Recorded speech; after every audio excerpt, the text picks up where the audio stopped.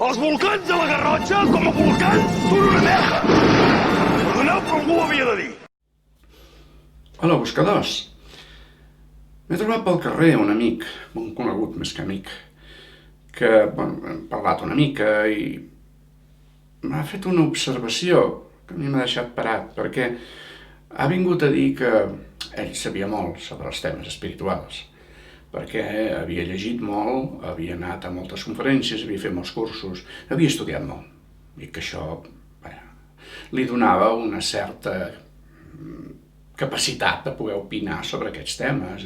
Ho ha fet d'una manera que, la veritat, a mi m'ha xirriat bastant, sobretot perquè m'ha recordat a mi quan era jove. Sí, per desgràcia. Jo vaig caure, quan era jove, amb un parany que se sol caure bastant, sobretot si ets mental, una persona que valores molt la ment i que fa servir molt la ment. I és confondre els coneixements apresos en forma a través de llibres, mestres, coneguts, conferències, és igual això, val? Avui dia diríem a través d'internet, que s'aprèn moltes coses. Però confondre aquest coneixement intel·lectual, aquest aprenentatge memorístic, perquè ens entenguem, que això és ser espiritual, val? I que això te representa que estàs evolucionant, etc. Insisteixo, jo hi vaig caure i durant molts anys confonia, com més sapigués, més evolucionava. I em pensava que tenia bastanta evolució, jo quan tenia, no sé, 20 i pocs, no? Havia estudiat molt, havia llegit moltíssim, vale? Cursos no n'havia fet gaires perquè no n'hi havia gaires a l'abast. Actualment està tot molt ple, però antigament era bastant complicat de trobar-ne.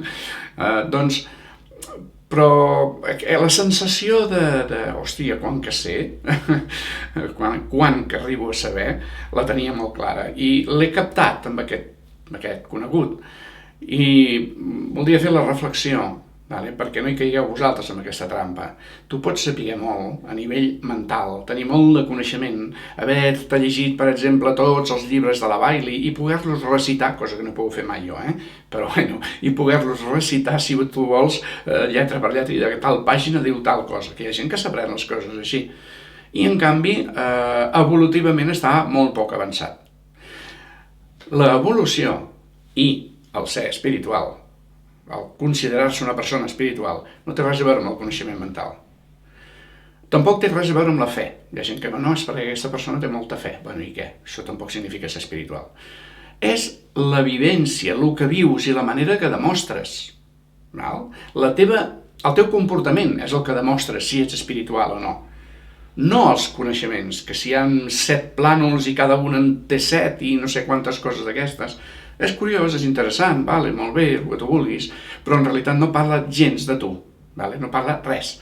Tu pots saber molt i, en canvi, ser una persona, literalment, si em permeteu l'expressió, un malparit, no té res a veure. L'espiritualitat, el camí espiritual, passa per aprendre coses, també, clar que sí, que hi ha l'ànima, que hi ha altres vides, totes aquestes coses van bé, per ajudar-te a entendre com funciona el món. Però el teu comportament en la vida, directament, és el que realment parla del teu nivell evolutiu. Si tu ets una persona egoista, freda, que penses en tu i que pels altres no fas pràcticament res, a part de gestos, que això queda molt bé fer-ne, doncs no estàs en un nivell evolutiu elevat, estàs bastant en baix. O sigui, espiritualitat i coneixement poden anar juntes? Sí, evidentment, però poden anar totalment separades. I està molt a nivell de coneixement i molt baix a nivell d'espiritualitat. O sigui, espiritualitat i coneixement, millor que vagin juntes, però una no garanteix l'altra. Queda clar? Ens veiem en el següent vídeo.